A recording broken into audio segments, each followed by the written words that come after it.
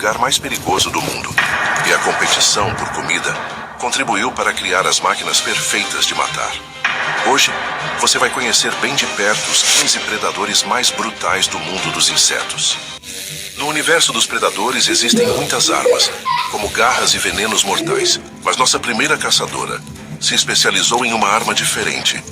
Uma que ataca diretamente a consciência. Uma dor brutal que pode corroer a pele por horas. Esse é o mundo das vespas venenosas. Uma criatura que protagoniza as cenas mais brutais do mundo dos insetos. Para entender sua estratégia, precisamos entender o seu poder. O entomologista Justin Schmidt criou uma escala que mede a dor das picadas de insetos. No topo dessa escala, ao lado da formiga cabo verde, está a picada desta vespa. O próprio Schmidt a descreveu como uma dor elétrica, ofuscante e total. Sua recomendação para quem for picado é simples: deite-se e grite, porque seu corpo será incapaz de fazer qualquer outra coisa. Ou seja, se você ver esse inseto, corra e não olhe para trás, meu amigo. Este veneno evoluiu com um propósito sublime: paralisar pelo choque neurológico. Ele sobrecarrega o sistema nervoso com tantos sinais de dor que todos os outros comandos simplesmente desligam. Armada com isso, em um balé de coragem e precisão, pode atacar aranhas muito maiores que ela. O que você vê nesta imagem? Será que estamos diante de apenas um inseto comum? A natureza nos ensinou a associar o verde a algo calmo.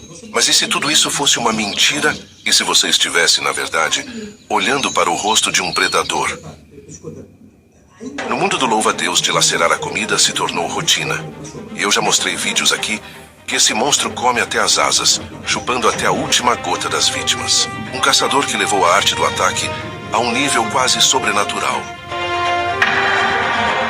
Estudos mostram que a diversidade de colorações podem imitar um galho ou flores com tanto sucesso que os insetos polinizadores, como abelhas e borboletas, são mais atraídos por ele do que pelas próprias folhas ao redor.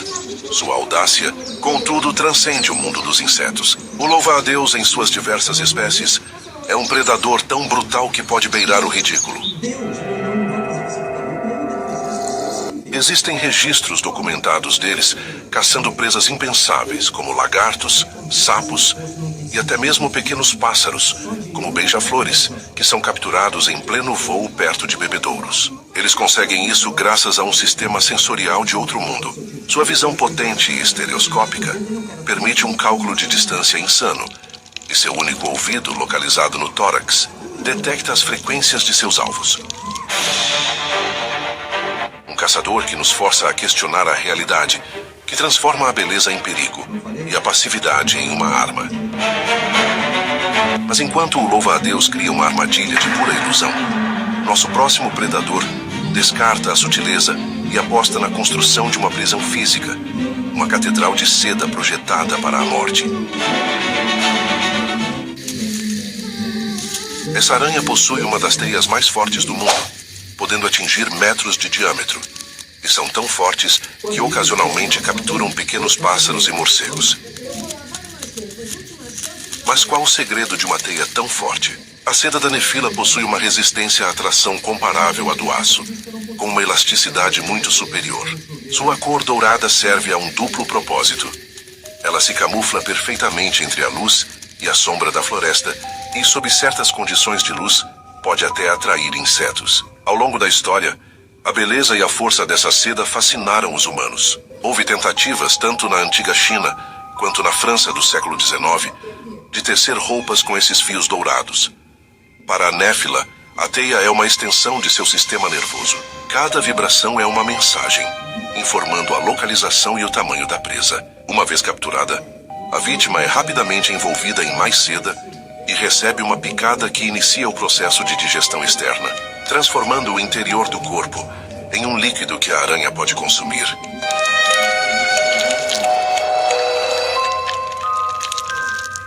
Literalmente, o inseto vira uma garrafa de suco e a nossa caçadora vai lá e suga tudo de canudinho.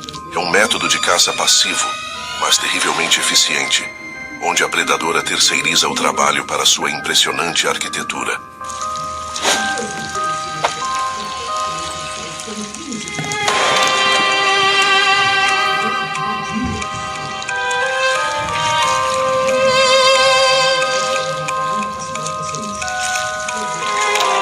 Agora, encontramos caçadores que dependem de sua biologia individual. Mas e se o próprio predador fosse uma ideia? Uma inteligência distribuída que assume uma forma física temporária para varrer o mundo? Para entender nosso próximo caçador, você precisa abandonar o conceito de indivíduo. Um superorganismo que se comporta menos como um exército e mais como uma mente líquida que flui pela floresta. Mas por que estou falando isso? Sozinha, uma formiga é apenas um soldado cego e vulnerável. Mas quando 1 milhão delas se une, elas se tornam um cérebro descentralizado. A comunicação acontece tão rápido que chega a ser inacreditável. O enxame avança em um padrão de leque, com batedores formando a frente de ataque. Essa eficiência implacável fascinou a humanidade por milênios. O fabulista grego Êxopo, há mais de 2.500 anos, as imortalizou na história a cigarra e a formiga, transformando-as no símbolo máximo da preparação e do trabalho incansável. Nações e impérios observaram essas pequenas criaturas e viram um reflexo de suas próprias ambições, organização, logística e uma dedicação total à expansão. A verdadeira brutalidade da formiga da floresta é a de sua vitória aos poucos. Elas venceram a batalha pela terra. Elas manipulam ecossistemas, movem mais terra que todas as minhocas do mundo, e sua biomassa total rivaliza com a da humanidade. Elas são a força anônima que herdou o planeta, um império discreto e absoluto que prospera na nossa indiferença. Mas o domínio delas está ligado ao solo. O que acontece quando olhamos para cima, para um predador cuja linhagem é ainda mais antiga e cujo poder vem da conquista absoluta dos céus? Nós olhamos para os céus e vemos a libélula como um rei do ar, uma relíquia de um mundo primitivo. Mas o que estamos vendo é apenas o ato final de uma vida inteiramente dedicada à caça. A verdadeira história deste predador começa anos antes, em um reino completamente diferente e com uma forma de brutalidade ainda mais alienígena, no lodo e na escuridão do fundo de um lago. Antes de ter asas, a libélula vive como uma ninfa aquática, uma criatura blindada e atarracada que patrulha o leito do rio como um monstro de emboscada. É aqui que ela desenvolve sua primeira arma secreta. Escondido sob sua cabeça, ela possui um lábio inferior modificado, uma espécie de braço articulado e extensível, com 2 garras afiadas na ponta. Quando uma presa, como um girino ou até um peixe pequeno se aproxima, essa estrutura dispara com uma velocidade explosiva, impulsionada por pressão hidráulica.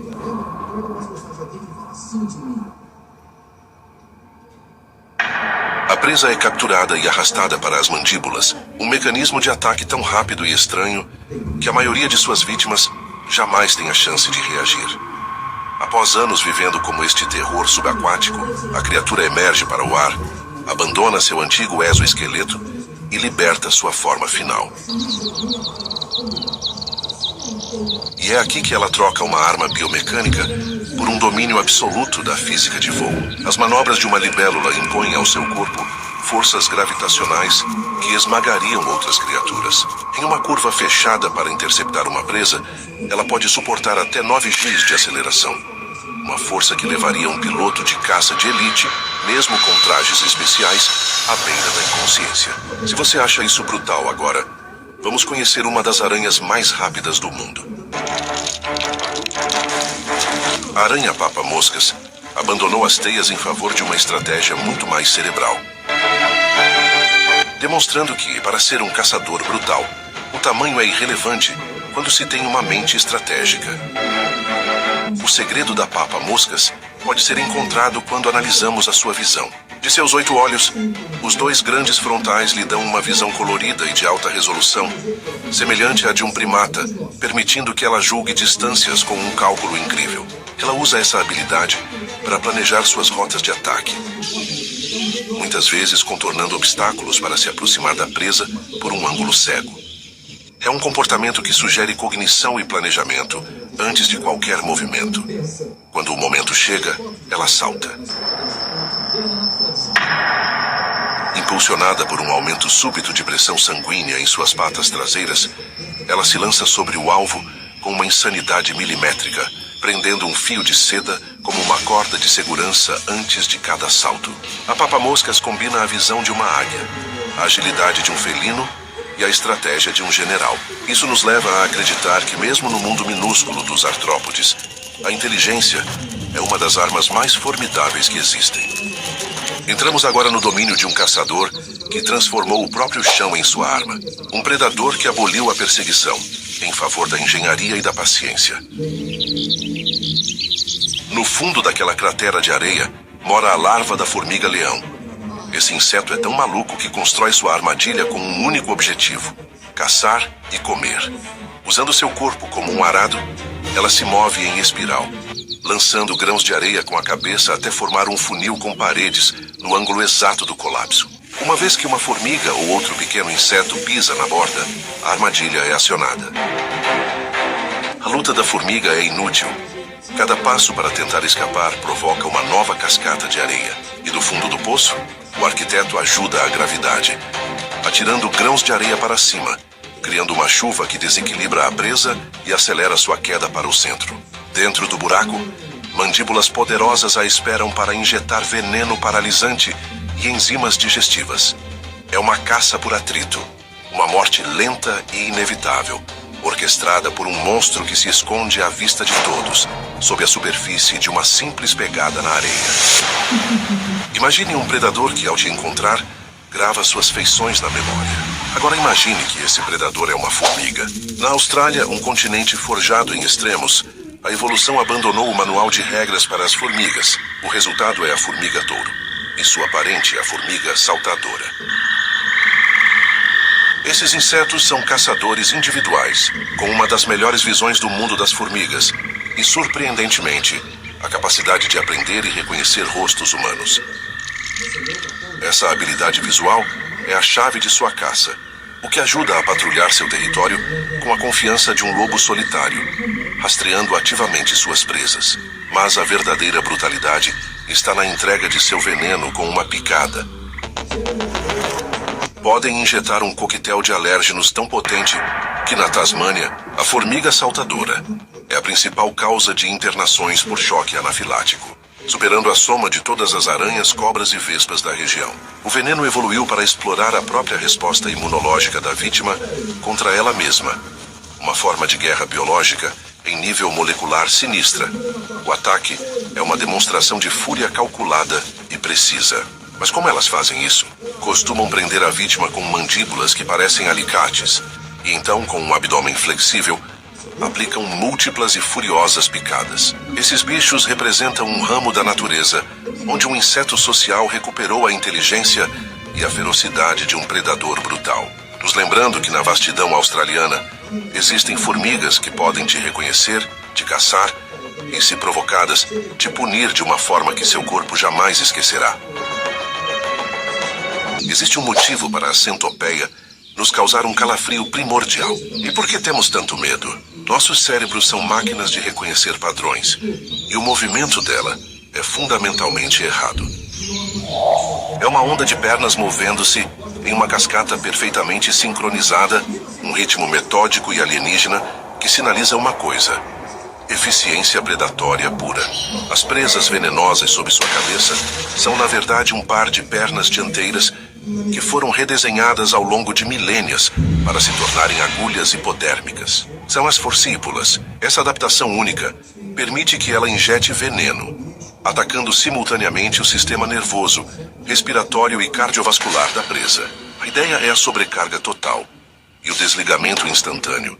Essa eficiência permite que ela assuma presas que parecem impossíveis. A centopeia gigante da Amazônia, por exemplo, é famosa por sua técnica de caça em cavernas. Ela escala as paredes, se pendura no teto usando apenas suas pernas traseiras e captura morcegos em pleno voo.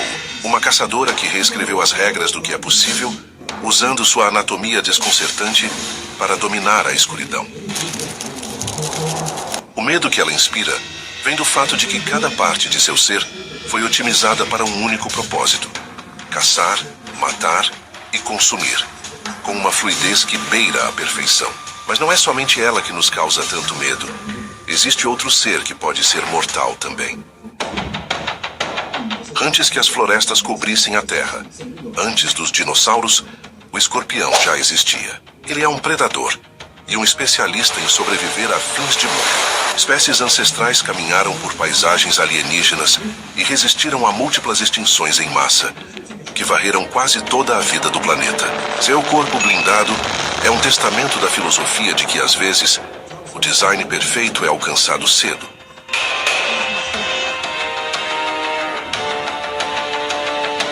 Mas essa armadura esconde uma sensibilidade extraordinária. Suas pinças, que parecem simples ferramentas de esmagamento, são na verdade órgãos sensoriais complexos, cobertas por pelos finíssimos.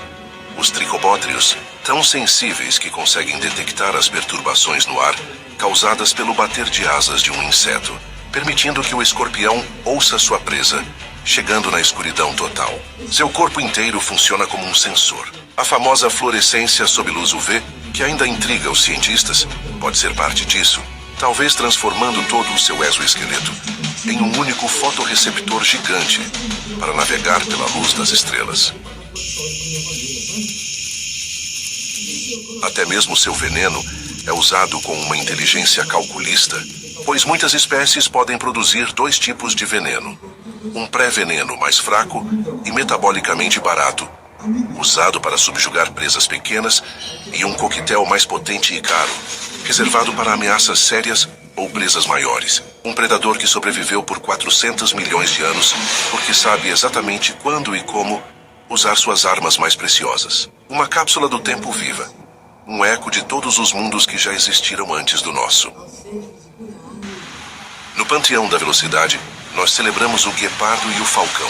Mas existe uma velocidade que funciona em outra dimensão. Uma aceleração tão absoluta que a própria realidade começa a se desintegrar. O besouro tigre é um predador que força os limites da física e da biologia a cada passo. Sua velocidade cria um paradoxo sensorial. Imagine mover-se tão rápido que o mundo se torna um borrão de luz, como em uma fotografia de longa exposição. Isso é o que acontece com ele.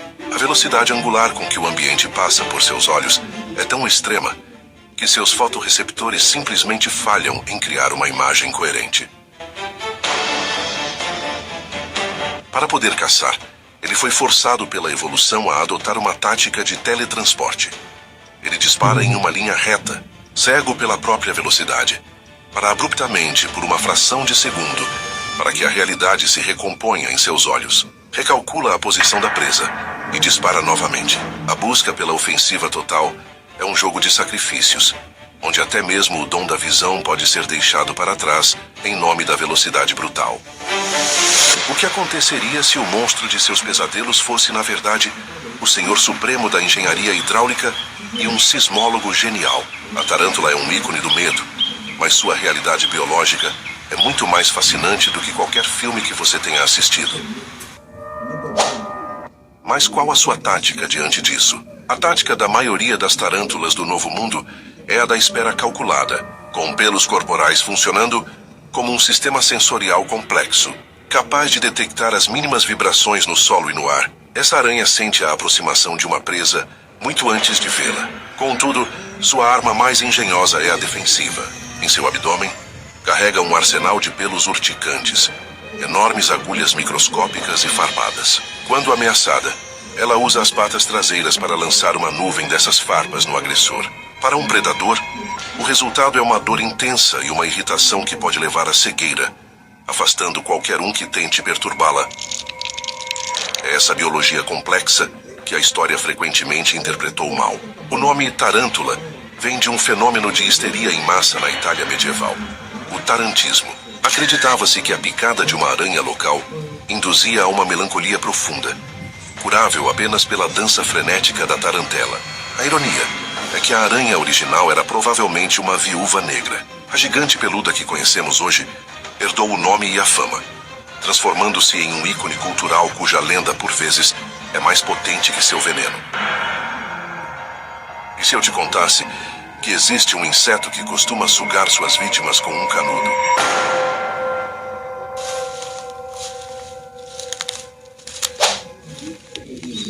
Na guerra, a camuflagem é uma arte, mas um predador levou essa arte ao extremo, usando uma tática que os generais mais brutais da história humana entenderiam perfeitamente. O inseto assassino não se esconde atrás de folhas ou galhos. Com uma probóscide que funciona como uma agulha de injeção, ele perfura os pontos fracos na armadura de sua presa, as articulações, o pescoço, e injeta uma saliva que podemos comparar ao ácido usado para corroer grades. É um coquetel de enzimas que age como um estômago externo, dissolvendo os tecidos da vítima dentro de seu próprio corpo. Mas o que acontece depois redefine a astúcia de um inseto comum. Espécies como o Acanthaspis petax coletam as cascas vazias de suas presas, principalmente formigas, e as tecem em uma capa sinistra. Essa armadura bizarra confunde predadores, mas seu propósito mais genial é a infiltração. Ao carregar o cheiro de suas vítimas, o nosso amigo se move através de colônias de formigas como um fantasma, sua verdadeira identidade química, mascarada pelo odor de seus inimigos, o transformando em um predador que rouba a identidade de suas vítimas para poder caminhar sem ser notado em direção à próxima. O som mais perigoso na floresta nem sempre é um rugido de um leão. Às vezes pode ser uma melodia que fala diretamente aos instintos mais profundos de uma criatura, oferecendo exatamente o que ela mais deseja. E é nessa frequência que opera o grilo assassino, um dos animais mais controversos do mundo. Abandonando a dieta de seus parentes, este caçador transformou a decepção em sua principal ferramenta. Enquanto alguns usam a camuflagem visual, imitando folhas com uma perfeição artística, os mais sofisticados se tornaram falsificadores de som. Para atrair cigarras machos, por exemplo, o grilo teve que evoluir seus órgãos de estridulação para replicar, com uma certeza de engenheiro de som, a frequência, o ritmo e a cadência exatos do chamado de acasalamento de uma fêmea de outra espécie. É o equivalente biológico a decifrar um código secreto e usá-lo para preparar uma emboscada. O macho da cigarra, ouvindo o que ele foi programado por milhões de anos para reconhecer como o futuro de sua linhagem, voa em direção à fonte do som. Em vez de uma parceira, ele encontra mandíbulas afiadas e um fim abrupto. É a derradeira femme fatale da natureza. Um predador que nos ensina que a arma mais letal pode ser simplesmente saber qual canção cantar. Existe um predador que pouca gente conhece, que parece um míssil teleguiado e possui uma ogiva na boca. Um predador pouco conhecido que resolve seus problemas através da força cinética pura e aplicada. O tórax da mosca assassina é desproporcionalmente grande, um bloco maciço de músculos de voo projetados para uma aceleração explosiva. Quando um alvo é localizado, ela se lança em um ataque balístico, a barba densa em seu rosto. O Mistax é um equipamento de proteção individual que funciona como um para-choque e um escudo, protegendo seus olhos e sua cabeça do impacto e da retaliação de presas perigosas, como abelhas e vespas no momento da colisão. Imediatamente após o choque, entra em ação um veneno de ação ultra rápida. Sua probóscide injeta um coquetel de neurotoxinas projetado para desligar o sistema nervoso da vítima em milissegundos. Para um predador que rotineiramente ataca insetos venenosos, uma luta prolongada é um risco inaceitável. A paralisia precisa ser instantânea. A mosca assassina é a união perfeita de um corpo construído para resistir a colisões e um veneno projetado para garantir que nada possa dar errado. Nossa jornada pelo mundo dos predadores tem sido guiada pela ciência moderna. Mas e se voltássemos no tempo?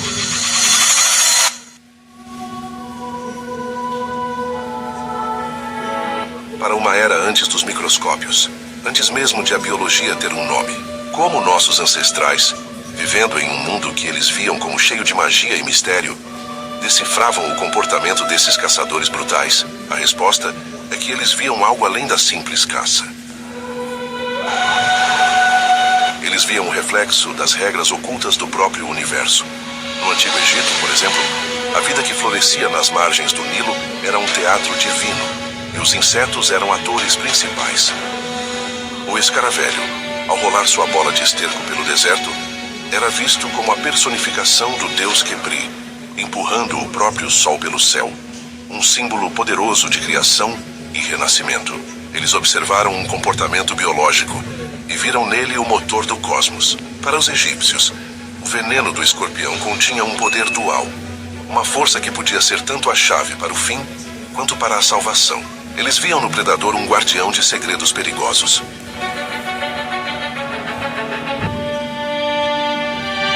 Enquanto os egípcios olhavam para os insetos e viam o sobrenatural, a mente pragmática e marcial de Roma olhava para as mesmas criaturas e via algo completamente diferente. Um manual de guerra. Para os romanos, a natureza era a maior professora de tática, e os insetos sociais eram a mais pura demonstração de disciplina. Eles observavam o ninho de uma vespa e viam o ideal de uma legião. Um ataque ao ninho resultava em uma resposta imediata, coordenada e avassaladora, onde cada indivíduo se lançava contra o inimigo sem hesitação. Era a mesma estratégia de contra-ataque que um general romano usaria para esmagar uma brecha em suas linhas. Mas a relação do mundo antigo com os insetos de combate ia além da simples inspiração. Eles transformaram essas criaturas em armas biológicas. Historiadores documentam o uso de bombas de vespas, onde colmeias ou ninhos eram lançados por catapultas sobre as muralhas de cidades sitiadas. O objetivo era criar o caos absoluto, espalhar o pânico e a dor entre as tropas inimigas, quebrando sua formação e moral antes do assalto principal. Na famosa fortaleza de Hatra, no atual Iraque, os defensores repeliram as legiões romanas atirando potes de argila recheados de escorpiões e insetos venenosos sobre os soldados. Era uma forma primitiva e aterrorizante de guerra biológica. Essa sabedoria ancestral, portanto, era forjada no campo de batalha e na observação estratégica. Eles entendiam que os princípios de conquista, defesa e logística eram universais. A natureza era a academia militar mais antiga do mundo, e os insetos, seus mais disciplinados e brutais soldados. Será mesmo que a natureza é cruel? Ou que a nossa definição de crueldade é talvez limitada demais? Nós olhamos para esses caçadores e vemos monstros, mas esquecemos que eles são os caçadores escondidos da nossa biosfera, os predadores minúsculos que geram todo esse equilíbrio. A vespa que você teme pode ser a única coisa que impede uma lagarta de destruir a planta que um dia se tornará seu alimento. Nós nos isolamos em cidades, e nosso instinto padrão se tornou o medo do que é pequeno e estranho. Mas talvez o antídoto para o medo seja algo mais simples: a nossa curiosidade. Talvez o convite aqui seja para mudar a pergunta. Em vez de "o que isso pode fazer comigo?", podemos nos perguntar: como isso sobreviveu por milhões de anos? A coragem, então, é a de se abaixar, olhar para a formiga em sua calçada e ver um império com uma organização que rivaliza com a nossa. Olhar para uma aranha e ver uma tecelã de materiais que a nossa ciência ainda sonha em replicar. Quando paramos de ver essas criaturas como invasoras e começamos a vê-las como soluções complexas para os problemas da vida, algo muda. O medo se transforma em admiração. Eles são o pequeno lembrete de que a vida, em todas as suas formas, é uma força de uma beleza e complexidade inimagináveis. E a nossa tarefa não é julgá-los, mas ter a sabedoria de admirá-los. E a coragem de lhes dar espaço para continuar seu trabalho. Se você chegou até aqui, ajude o canal deixando um like. E não esqueça de conferir sua inscrição. Afinal, temos muito a descobrir sobre o universo dos animais. Muito obrigado por assistir. E até o próximo vídeo, meus amigos e minhas amigas.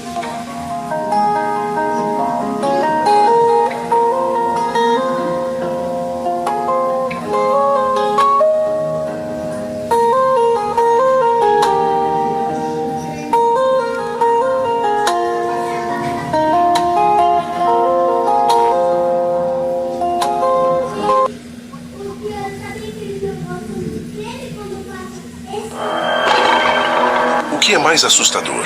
Um leão ou um inseto que pode hackear o cérebro de outra criatura? Hoje vamos explorar o arsenal completo.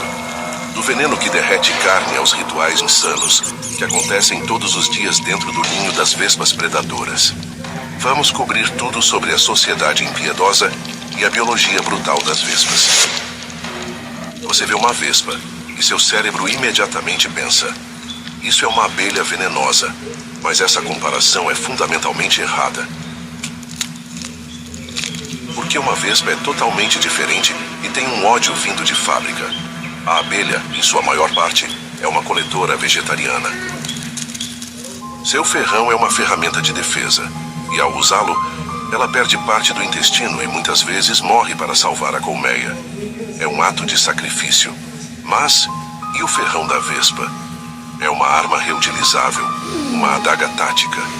E ela não é vegetariana. Ela é uma predadora de topo no mundo dos insetos, e seu veneno reflete isso. Mas vamos tentar entender como é esse veneno. Quando uma formiga de fogo te pica, você sente uma queimação aguda, quase química. Isso é ácido fórmico. É irritante. O veneno de uma vespa é diferente. É um coquetel bioquímico complexo, aperfeiçoado ao longo de séculos de história biológica. E ele não foi feito apenas para doer. Ele foi feito para incapacitar a vítima, pois contém neurotransmissores que sequestram seu sistema nervoso, dizendo aos seus receptores de dor para dispararem em pânico total. O verdadeiro medo, no entanto, não está na dor que nós sentimos quando somos picados. Está no que alguns insetos que são acometidos por isso sentem.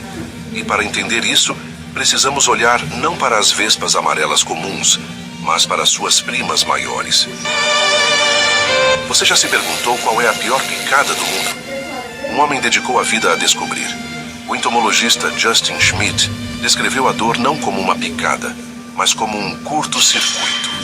Ele disse: é imediato, eletrizante, paralisante, como se um secador de cabelo ligado caísse na sua banheira. A dor é tão avassaladora que a única recomendação de Schmidt, se você for picado, é esperar passar. Mas por quê? Por que criar uma dor tão absurdamente incapacitante? A resposta define a brutalidade da vespa. A dor não é o objetivo. É uma ferramenta. Ela precisa derrubar instantaneamente uma tarântula, um monstro peludo muitas vezes maior que ela, não para matá-la, mas para algo infinitamente pior. A dor é apenas a chave que abre a porta. Em meados do século XIX, Charles Darwin estava lutando com sua teoria da evolução, e o que abalou sua fé em um criador benevolente não foram os fósseis ou os tentilhões. Foram as vespas, ele escreveu. Não consigo me persuadir de que um criador do mundo teria feito propositalmente um tipo de vespa parasitoide, com a intenção expressa de que se alimentassem dos corpos vivos de lagartas. Bem-vindo ao mundo dos parasitoides. Daí você começa a entender que a maioria das vespas que você vê voando são apenas a ponta do iceberg. A grande maioria das espécies de vespas no planeta vive dessa forma, usando o corpo de outros insetos para se reproduzir. O processo é bem maluco e talvez te surpreenda um pouco. Algumas vespas, por exemplo, caçam uma lagarta e ficam observando. Ela não a ataca aleatoriamente. Ela usa suas antenas para cheirar a química exata daquela espécie. Ao encontrá-la, usa seu ovipositor, um tubo longo e fino que parece um ferrão, para injetar dezenas de ovos dentro do corpo da lagarta. E aqui está o golpe de mestre. A lagarta não morre. Ela continua viva, continua comendo, engordando e vivendo sua vida normalmente. Mas por dentro, as larvas da vespa eclodem, e elas sabem instintivamente como comer. Elas devoram primeiro os tecidos gordurosos não essenciais, deixando os órgãos vitais, como o coração e o sistema nervoso central, por último. Elas mantêm o hospedeiro vivo e fresco o máximo de tempo possível. É o equivalente biológico a ser sequestrado, levado para um porão. Quando as larvas estão prontas, elas emergem do corpo da lagarta, que finalmente morre, e constroem seus casulos em suas costas. A lagarta serviu como refeição e, por fim, como plataforma de lançamento. Esse ciclo inspirou diretamente a ficção científica. Quando Ridley Scott criou o filme Alien, o xenomorfo não foi baseado em um predador grande. Foi baseado na vespa parasitoide. Mas agora quero te mostrar uma espécie de vespa, que é considerada por muitas pessoas uma das mais insanas no mundo. Se ser comido vivo por uma larva de vespa pode parecer o fundo do poço, mas você está subestimando a engenhosidade da vespa. Algumas espécies levaram isso a um nível de controle mental que beira o sobrenatural. Mas será que existe algo pior do que ser comido vivo? Essa que você está observando chama-se vespa-joia ou vespa-esmeralda. A vespa é minúscula em comparação com a barata. Ela não pode simplesmente arrastá-la. Então ela evoluiu para se tornar uma neurocirurgiã. O ataque tem duas fases. Primeiro, a vespa dá uma picada rápida no tórax da barata, paralisando temporariamente suas patas dianteiras. A barata fica imóvel, mas é a segunda picada que é a mais bizarra. A vespa gasta vários minutos procurando o local exato no pescoço da barata, inserindo seu ferrão diretamente no cérebro dela. Ela não está matando a barata, está injetando um coquetel preciso de neurotransmissores em gânglios cerebrais específicos. O veneno desliga permanentemente o instinto de fuga da barata, e ela se torna um zumbi totalmente controlado. A vespa-joia, então, arranca as antenas da barata e bebe sua hemolinfa para se reidratar após o esforço. Depois ela literalmente agarra o que sobrou de uma antena e passeia com a barata, como um humano passeando com um cachorro na coleira. A barata, agora escravizada, segue obedientemente sua predadora até o ninho. Lá dentro, a vespa bota um único ovo na barata, sai e sela a toca. A barata fica lá viva sem paralisia, mas sem vontade de escapar enquanto a larva eclode, perfura seu abdômen e a devora lentamente. O mundo natural está cheio de zumbis, como já mostrei aqui no canal. O fungo Cordyceps faz isso com formigas, mas o fungo é um invasor que não tem essa intenção. Ele quer apenas sobreviver. Já a vespa é uma agente consciente. Ela hackeia o cérebro da vítima e sabe exatamente o que está fazendo. E que tal entrarmos dentro do ninho e conhecermos um pouco sobre sua sociedade brutal? Até agora falamos principalmente de vespas solitárias. Quero te mostrar as vespas que aprenderam a viver em sociedade. Aquelas que constroem ninhos gigantescos de papel. Podemos citar os marimbondos, por exemplo. Se você acha que a vida em colônia traz harmonia, você está pensando nas abelhas. A colônia de vespas é uma ditadura militar construída sobre a fome e a tirania. Vamos analisar a arquitetura primeiro. Os humanos usaram o papiro há bastante tempo. Os egípcios antigos desenvolveram essa tecnologia por volta de 3.000 anos antes de Cristo. As vespas fazem papel há 150 milhões de anos. Elas raspam fibras de madeira morta e as misturam com saliva, criando um material leve, forte e à prova d'água. Quando uma sociedade é criada, a rainha começa sozinha. Ela é uma sobrevivente do inverno que funda a colônia e cria a primeira geração de operárias, que podemos chamar de suas filhas. E a partir daí, ela se torna uma tirana que começa a mandar em tudo o que acontece. Em uma colmeia de abelhas, a rainha é uma escrava de ovos, que tem um único objetivo: criar o máximo de filhos possível. Em uma colônia de vespas, a rainha patrulha o ninho, usando feromônios e agressão física pura para manter suas filhas na linha. Nesse mundo, se outra operária começar a colocar ovos, a rainha do ninho mata essa operária e come os ovos dela. É um regime baseado no medo. Me diz se isso não é uma loucura.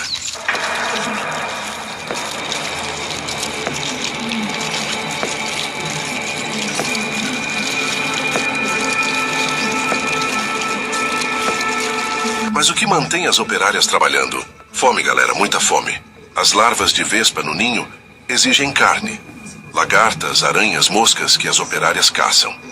Em troca, as larvas secretam um líquido açucarado, nutritivo, que é a única fonte de alimento das operárias adultas. Pense nisso. As operárias são viciadas na gosma de suas irmãs mais novas. Elas não caçam pela rainha. Elas caçam para alimentar as larvas, para conseguir sua dose. Isso é chamado de trofalaxia. É um sistema perfeito de servidão química. Mas qual o problema? Quando o verão acaba, a rainha para de pôr ovos e então as larvas desaparecem. E de repente, as operárias adultas viciadas em açúcar perdem sua única fonte de alimento. É por isso que, no final do verão, as vespas ficam tão agressivas, invadindo seu piquenique e seu refrigerante. Nessa cena, elas estão literalmente em abstinência e desesperadas por uma dose de açúcar, procurando qualquer coisa para comer. Mas para entender um pouco mais sobre essa biologia brutal, vamos falar sobre a vespa mais temida do mundo. No panteão dos predadores, a tarântula é um tanque blindado feito para caçar. É um monstro da classe dos aracnídeos, uma criatura antiga que caça por emboscada e força descomunal. Ela é, por si só, o terror do solo do deserto. E, no entanto, ela tem um mestre que dança no ar. A vespa caçadora de tarântulas pode ser considerada um dos insetos mais agressivos do mundo. E ela se especializou em derrubar um alvo que parece impossível. O confronto entre as duas é um dos espetáculos mais tensos da natureza. A vespa costuma provocar a aranha, no intuito de procurar uma abertura para o ataque. Ela pousa e vibra suas asas, um desafio direto. A tarântula, sentindo as vibrações, se ergue em sua pose de ameaça, expondo as presas. É exatamente isso que a vespa quer. Ela precisa que a aranha se revele. O que se segue é uma dança de morte. A vespa é mais rápida, esquivando-se das investidas da aranha. É um matador experiente contra um brutamontes. A vespa está esperando por uma fração de segundo. Uma abertura. Quando ela vê, ela ataca, mas ela não mira na cabeça ou no corpo. Ela mira no centro nervoso do monstro. Com uma única picada precisa no cefalotórax, o veneno inunda o sistema nervoso da aranha. O efeito é instantâneo. A tarântula não morre. Ela fica permanentemente paralisada. E aqui a brutalidade se transforma de um combate rápido para uma cena bem maluca. A vespa, muitas vezes menor que sua vítima, agora precisa mover um peso morto de 100 gramas pelo caminho. Ela agarra a aranha por uma perna e começa a arrastá-la. É uma procissão fúnebre, onde o inimigo está vivo, consciente, mas incapaz de mover um único músculo.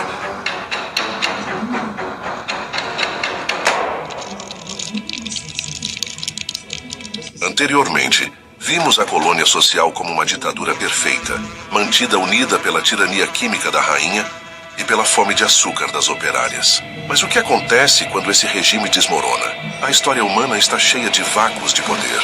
Quando Alexandre o Grande morreu, seu império foi dilacerado por seus generais. Quando o imperador romano caía, legiões marchavam umas contra as outras. No mundo das vespas, o colapso é ainda mais rápido e mais mortal. O gatilho é o fim do verão. A luz do dia diminui e as temperaturas caem. A rainha, velha e desgastada, começa a falhar. Seus feromônios, que suprimiam quimicamente a fertilidade de suas filhas, enfraquecem. Ou, em alguns casos, ela é simplesmente devivida por uma de suas criações. O resultado é a anarquia total. Aquele sistema de vício, onde as operárias alimentavam as larvas em troca de um líquido açucarado, quebra. Sem novas larvas sendo postas pela rainha, o sistema social entra em colapso. O que se segue é uma corrida genética desesperada. Os ovários de todas as operárias, antes adormecidos, despertam. Elas entram em uma frenesi para pôr seus próprios ovos, que por serem inférteis, gerarão apenas machos.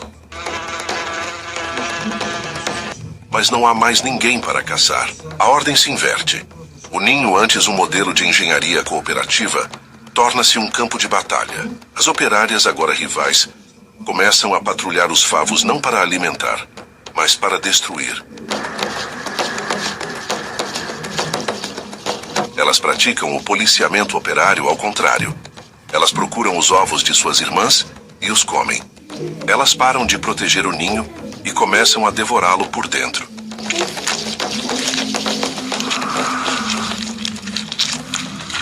As últimas larvas que ainda restam são as mais valiosas. São as novas rainhas, as únicas que podem sobreviver ao inverno. As operárias, em seu desespero, Muitas vezes atacam e consomem até mesmo essas, suas únicas chances de legado. A colônia inteira, uma superpotência do verão, morre completamente, devorando-se até que restem apenas as paredes de papel. Um monumento oco a um império caído. Apenas as poucas novas rainhas que conseguem escapar fundarão as dinastias do próximo ano.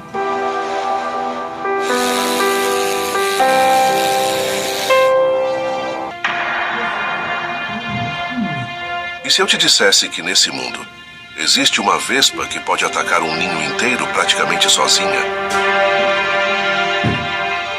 A vespa gigante asiática é uma divisão de tanques e insetos programados desde o nascimento para caçar e comer. Essa que você observa é a maior vespa do mundo, do tamanho de um polegar humano com uma envergadura de asas de um pequeno pássaro. Os japoneses a chamam de vespa pardal tigre. Sua biologia é a do excesso, e seu ferrão com mais de 6 milímetros pode ser considerada um dos maiores do reino animal em proporção de tamanho. E seu veneno é diferente. Além das neurotoxinas paralisantes, ele contém uma enzima citolítica. Em termos simples, ele derrete o tecido completamente. Uma única picada pode necrosar a carne. E se por acaso der tempo de atacar muitas vezes, as múltiplas picadas podem levar a problemas graves. Mas o verdadeiro terror não é o que ela faz aos humanos, é o que ela faz às abelhas. As abelhas europeias, que importamos para a polinização em todo o mundo, evoluíram sem esse poder. Quando uma única vespa mandarina batedora encontra uma colmeia de abelhas europeias, ela a marca com um feromônio. Ela volta para seu ninho e recruta um esquadrão de guerra, geralmente entre 30 a 50 vespas. O que se segue pode ser visto como uma batalha intensa, e isso pode acontecer até em ninhos de formigas. Isso é o equivalente a um esquadrão de helicópteros Apache atacando uma vila da Idade do Bronze. As vespas entram na fase de abate. Elas ignoram o mel. Elas se posicionam na entrada da colmeia e começam a decapitar as abelhas defensoras, uma por uma, com suas mandíbulas maciças. Elas são tão blindadas que os ferrões das abelhas mal conseguem penetrar sua armadura. Em menos de 2 horas, um esquadrão de 30 vespas pode exterminar uma colmeia de 30 mil abelhas. O chão fica coberto por um tapete de cabeças e corpos. O prêmio? Elas invadem o berçário e roubam as larvas e pupas das abelhas, levando-as de volta para alimentar suas próprias larvas. A única defesa conhecida vem das abelhas japonesas, que evoluíram com essa ameaça. Elas desenvolveram uma tática de defesa térmica. Quando a batedora entra, elas não tentam picar. Elas a atraem para dentro. E então centenas de abelhas formam uma bola humana, ou melhor, bola de abelha, ao redor da vespa. Elas começam a vibrar seus músculos de voo, não para voar, mas para gerar calor. A temperatura dentro da bola sobe para 47 graus. As abelhas podem sobreviver a 50 graus. A vespa morre exatamente a 46, ou seja, a natureza criou o inimigo perfeito. Elas literalmente cozinham a invasora viva. Isso nos faz refletir em como os seres vivos do nosso planeta são insanos.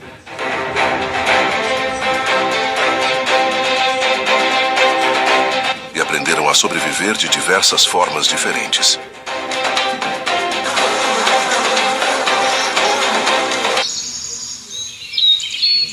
Até agora, a brutalidade foi definida por veneno, paralisia e ataques. Mas existe uma forma de caça mais silenciosa, mais existencial, e pode acontecer toda vez que você come um certo tipo de alimento. Você já comeu figo? Ele é uma flor invertida, um jardim secreto fechado para o mundo exterior. E dentro dele, um ciclo de vida se desenrola, tudo graças à vespa do figo. Mas o que eu quero dizer com isso? A vida da vespa fêmea começa dentro de um figo. Ela foi fecundada antes mesmo de nascer. Como? Os machos da vespa do figo são criaturas de pesadelo. Eles nascem primeiro cegos, sem asas, com corpos atrofiados. Sua única função é rastejar pela escuridão do figo,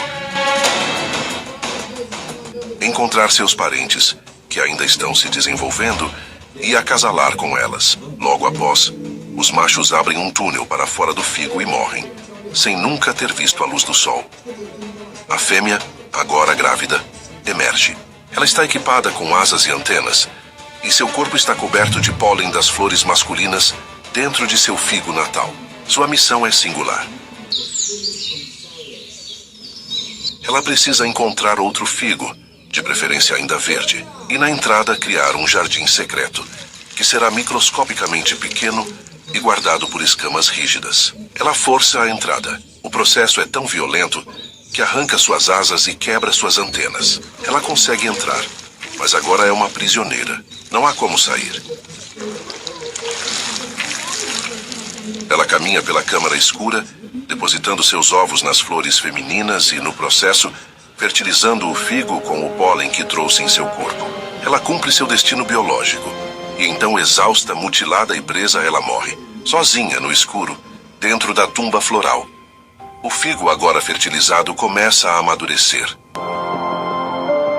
E ele libera uma enzima chamada ficina. Essa enzima começa a digerir o corpo da vespa-mãe, quebrando suas proteínas e absorvendo seus nutrientes. Ela é completamente assimilada pela fruta. Portanto, a mutualidade entre o figo e a vespa é um pacto brutal. A vespa garante a sobrevivência do figo, e o figo serve como berçário para a próxima geração, e por fim como o caixão da mãe. À primeira vista, um enxame de cupins alados parece uma chuva viva de pequenos fantasmas marrons. Quem vê de longe jura estar olhando para vespas minúsculas. Quem vive no campo confunde com formigas aladas.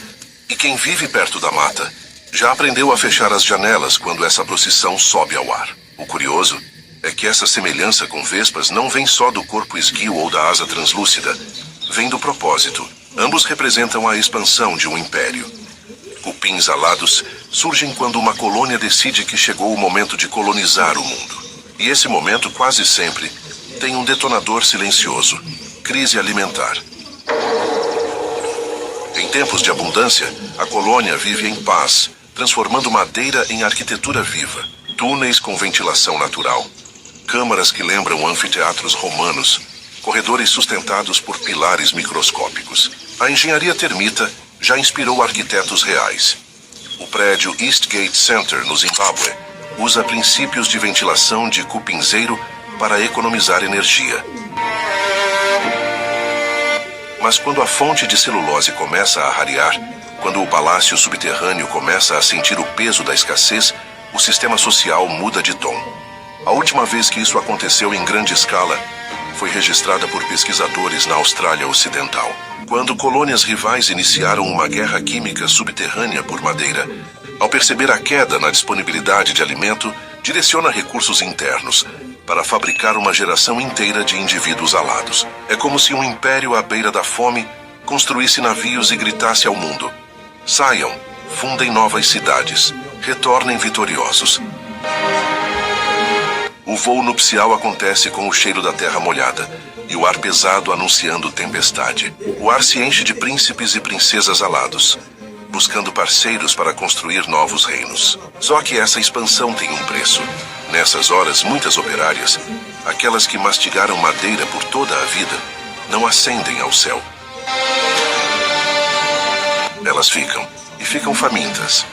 Sob o solo, o cupinzeiro se transforma num feudo tenso, onde o alimento é racionado e a sobrevivência da colônia-mãe depende da economia brutal.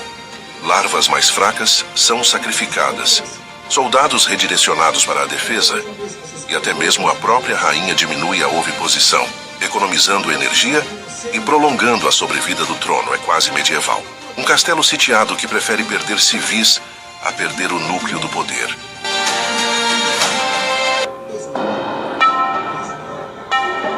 Imagine uma criatura com paciência de monge, olhos que enxergam o mundo em 3 dimensões e braços que lembram lâminas dobráveis, forjadas não por aço, mas pela lógica fria da evolução. Esse é o louva-a-Deus. Se existe um guerreiro silencioso no reino dos insetos, ele veste verde ou marrom e parece meditar antes de cada golpe. Só que meditação aqui é apenas cálculo. O louva-a-Deus caça pelo olhar. Cada presa é avaliada, como se o predador estivesse lendo o destino dela. E quando o único recurso ao redor são vespas, o jogo muda. Vespas são aerodinâmicas, agressivas, armadas com veneno e capazes de virar o ar numa zona de combate instantâneo. Atacar uma é quase uma filosofia de vida. Viver no fio da lâmina. Ainda assim, estudos realizados no Japão em 2018 mostraram que louva-a-Deus não só enfrenta vespas, como as prefere quando outras proteínas escasseiam. O ritual é quase artístico.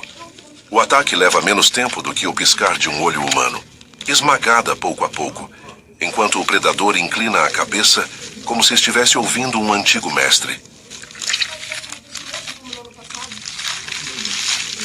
Esse comportamento parece poesia, mas nasce da necessidade pura. Quando o verão se extingue e as flores minguam, o louva-a-Deus precisa de proteína para completar a última etapa da vida, acasalar e deixar descendentes. Nesse período, já foram documentadas fêmeas em laboratório, alimentando-se quase exclusivamente de vespas após a queda de abundância de moscas e pequenos gafanhotos. A natureza, nesse ritual, não oferece consolo. A espiritualidade aparente daquele monge inseto esconde uma urgência muito humana: comer ou desaparecer.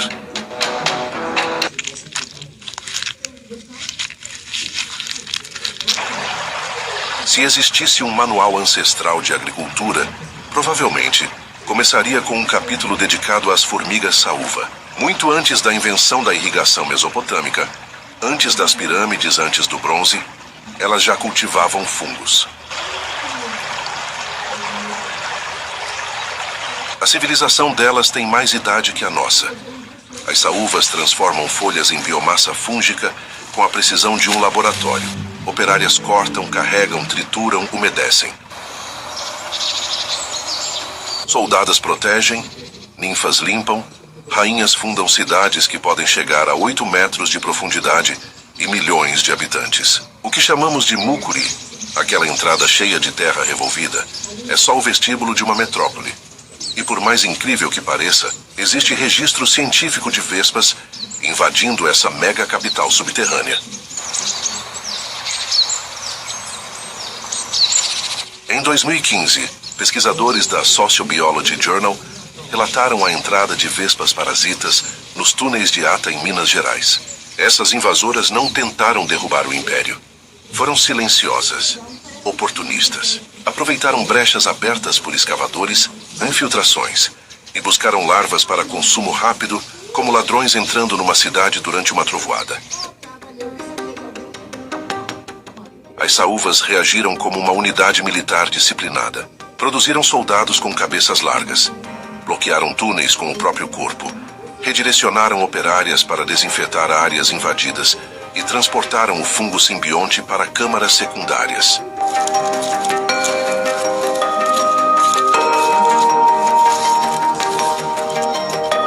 Uma manobra de evacuação e defesa digna de Roma, enfrentando invasores bárbaros. E vale lembrar, essas formigas já enfrentaram inimigos muito mais constantes, micro-organismos. A superfície do corpo delas carrega bactérias simbióticas que secretam compostos antimicrobianos. Cientistas da Universidade de Wisconsin estudaram esse sistema e descobriram moléculas inéditas com potencial farmacêutico. Ou seja, enquanto nós escrevemos livros e erguemos muros, elas sintetizam antibióticos e reorganizam megacidades subterrâneas. E quando uma vespa ousa cruzar essa fronteira, encontra séculos de guerra evolutiva esperando do outro lado.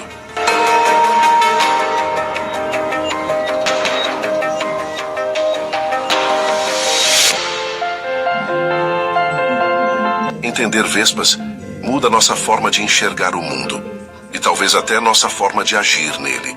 A gente cresce ouvindo que força vem do tamanho, que poder nasce do rugido.